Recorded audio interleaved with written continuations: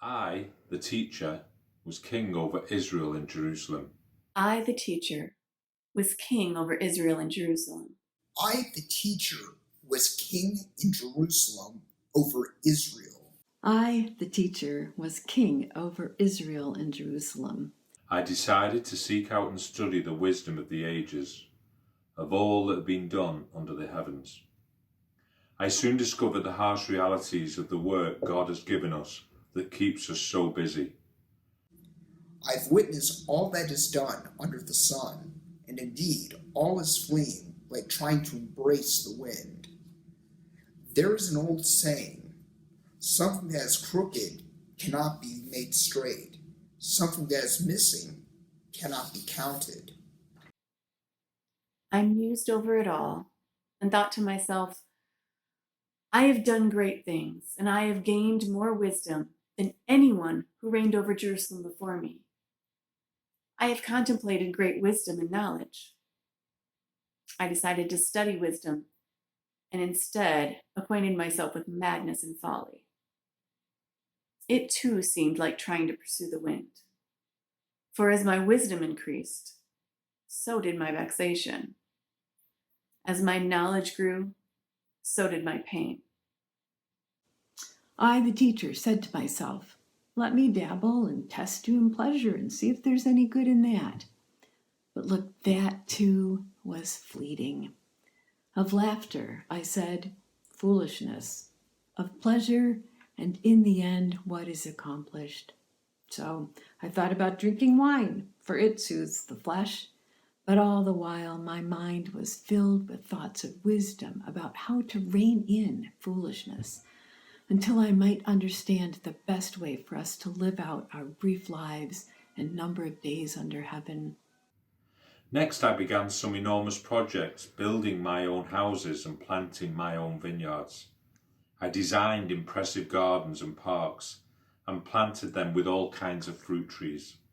I installed pools of water to irrigate the forests of young saplings. I acquired male and female servants. I even had servants born into my household. I had herds of cattle, flocks of sheep and goats, more than anyone who had ever lived in Jerusalem before me. I amassed a fortune in silver and gold, and I stockpiled the treasures of kings and provinces. I hired men and women to sing and entertain me, and I pampered myself with what every man desires, many women.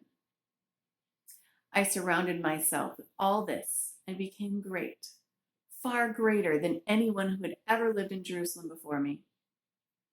And still, my wisdom never left my side. Throughout this experiment, I let myself have anything my eyes desired, and I did not withhold from my mind any pleasure. What was the conclusion?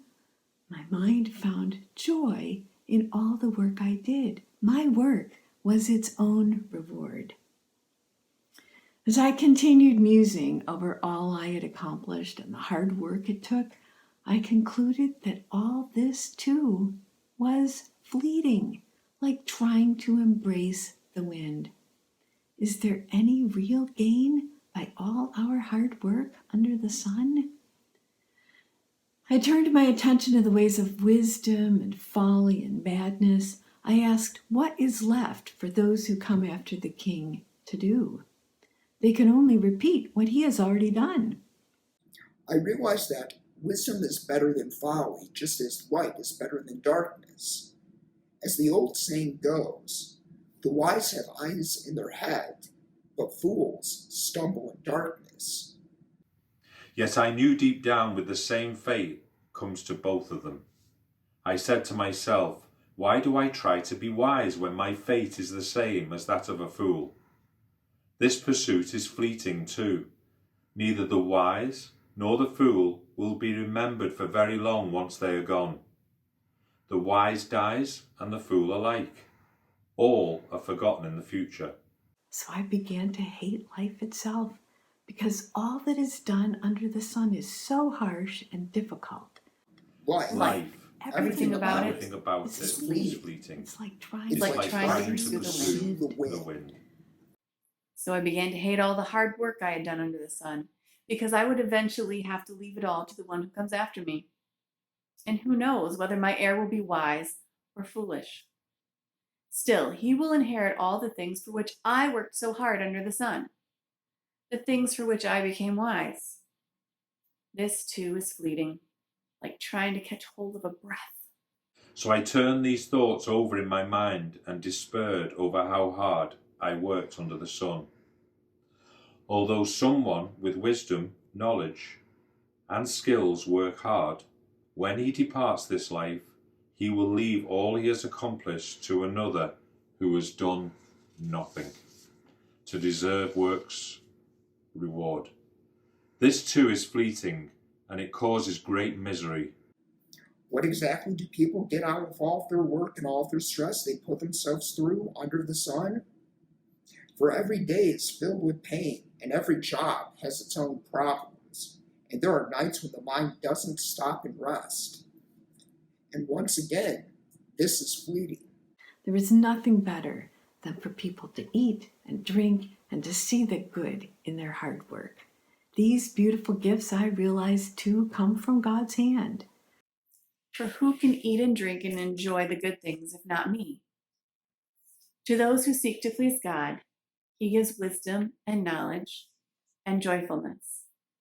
But to those who are wicked, God keeps them busy harvesting and storing up for those in whom he delights. But even this is fleeting. It's like trying to embrace the wind. But even this is fleeting.